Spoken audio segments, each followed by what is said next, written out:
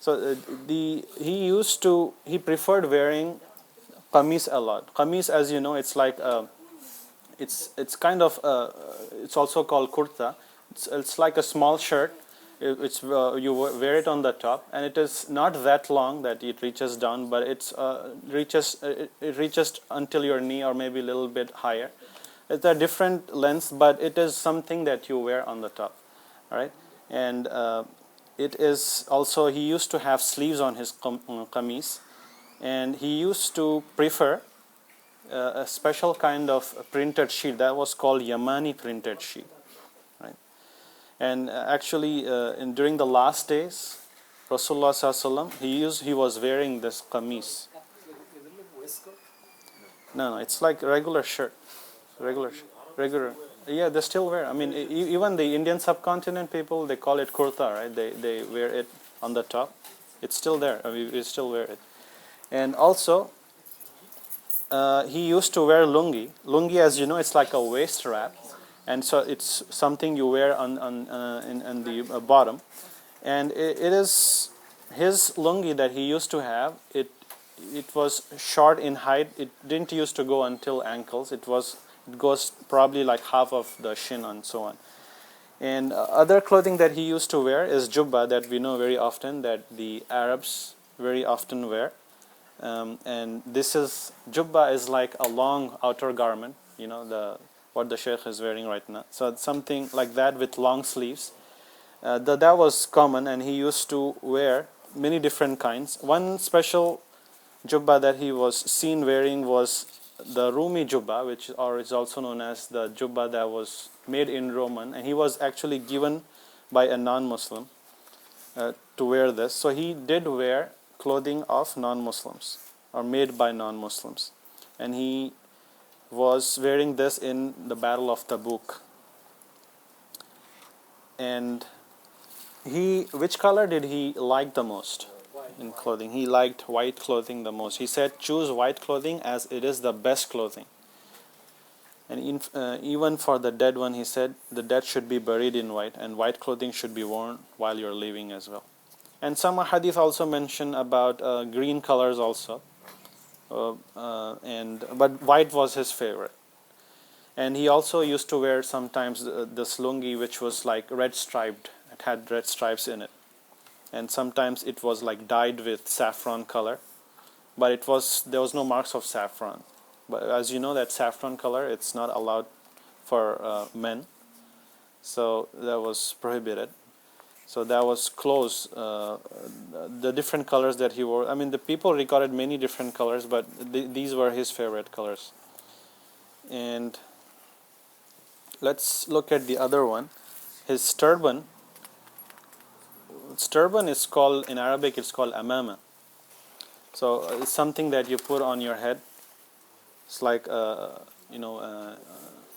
it's usually in the museums they keep. Most of them are fake ones, but it's something that you wear on the top, like amama, turban. And then the way he used to wear it was that it used to have this end portion on the shoulders, which is the back of shoulders. And this was like, this is called shamla, something that goes on the shoulders is called shamla. So he used to wear it very often, that kind of turban. And this was at that time very common practice as well. In fact, since that was very like an area of desert and sand used to flow during the summer very often, that shamla, he used to use it to cover his face, to mask from that severe heat or the sand. And he was his turban was usually black in color, right? And he wore it during the Fath Makkah, when he went to the conquest of Makkah during about 7th Hijri year. He was wearing this one, and he also used to wear this while giving khutbahs as well. And before putting that turban on his head, he used to wear another cloth. He used to oil his hair, right? So he didn't want that to get damaged. So he used to wear that cloth. It's called qina, and that to protect the turban from oil, basically. And what were his shoes? What were his sandals? Like he most of the times he wore sandals, not the shoes. So it is described in a hadith in detail, like how it looked. And so actually this particular sandal that he had, it had like a leather sole at the bottom, and it had like two leather strips across it. It was not fully covered on the top like many people have in their sandals. There were like two leather straps, and there were two layers basically. So that's how it was sewn together, and that's how he would wear it. And many hadith also report that he used to pray while wearing the sandals. And those days they used to have sandals like which have hair on them, like that leather would have hair, but his sandal, there were no hair on it. He had them removed. And what is a khuf? He used to wear khuf too. It's the leather socks, and the color that he used to wear was black in color that he had, and he actually got those as gifts from Najashi. They were very popular. The leather products were popular, so he got that from him. So that was another thing that scholars say, that you can take gifts. You can take gifts from non-Muslims, like Rasulullah ﷺ did. He died as a Muslim later on. Before he died, and Rasulullah ﷺ also prayed janazah over him. And also, what was his bed like? Did he have like a king size bed or queen size bed with a very beautiful mattress that when you fall asleep you're definitely gonna miss Fajr prayer? SubhanAllah, it's more like his bed was more like a mat, and it was made of palm leaves basically, and it's like a canvas which is like folded into two. Like you fold it into two, and some other narrations said it was of leather also, and filled with the coir of palm trees, like husk you have. You know that palm trees have that husk, like just like coconut. You just fill it up. That's how his leather bed would like. But most of the hadith say that it was like a mat made of palm leaves. So one time, what happened? His wife, I don't know who she was, but Rasulullah ﷺ, when he was before sleeping, she made that canvas, instead of two, she made like four. She just put one over the other and made it into four. And Rasulullah ﷺ told her, leave it in its original form. That is two folds, not four folds. Why? Because its softness deprived me of my prayers at night. Its softness deprived me of my prayers at night. So, she didn't put a mattress even. She just folded it into one more fold, made it four folds, and he was saying, no, I will miss my prayers at night.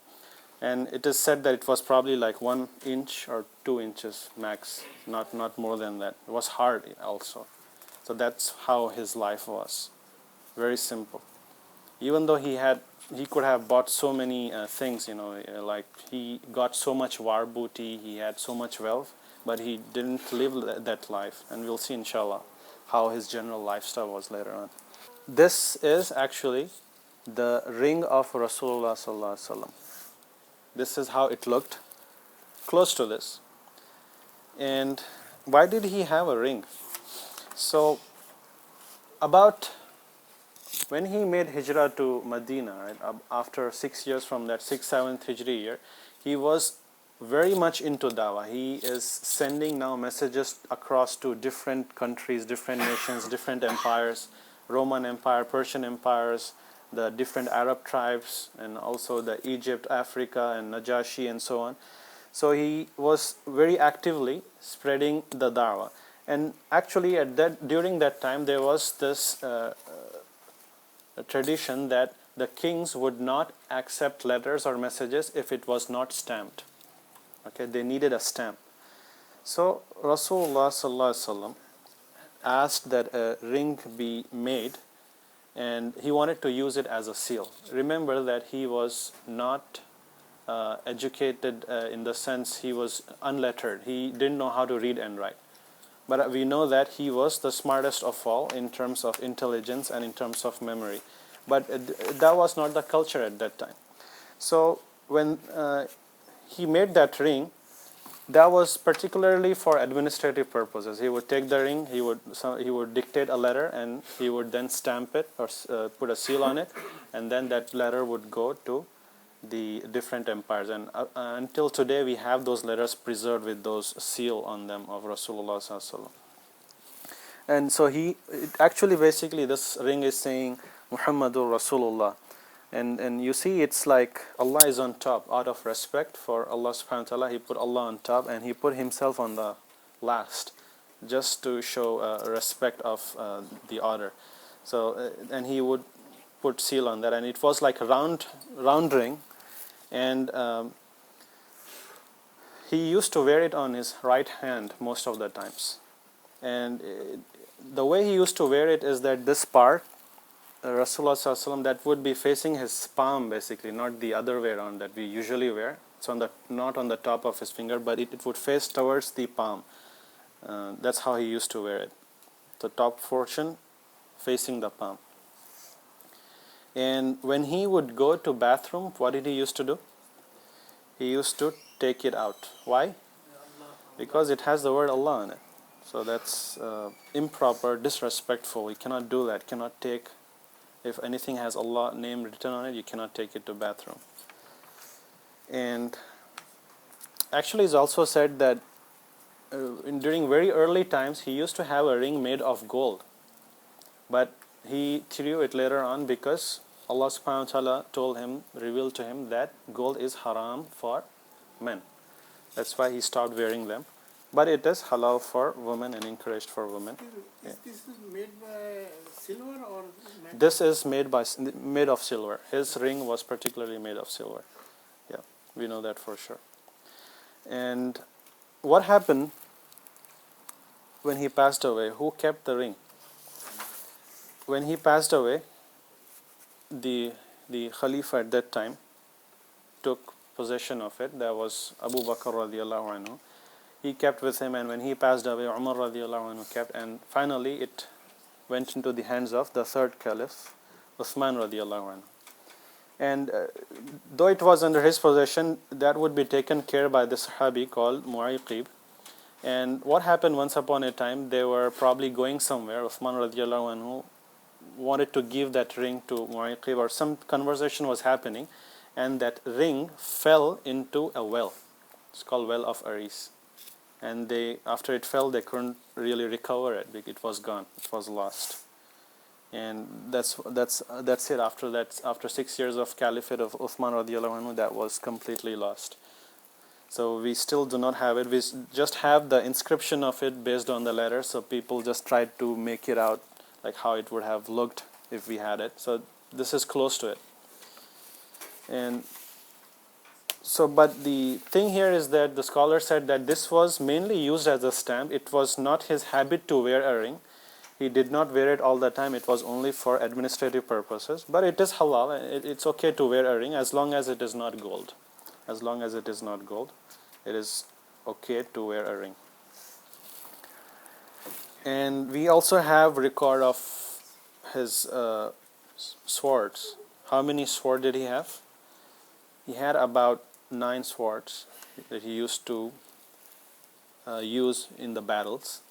He was mainly a general, a military commander in the battles that he fought. He wasn't actively fighting with the enemies, because somebody has to stand there and give directions to Muslims. You fight there, you go here, you come back here.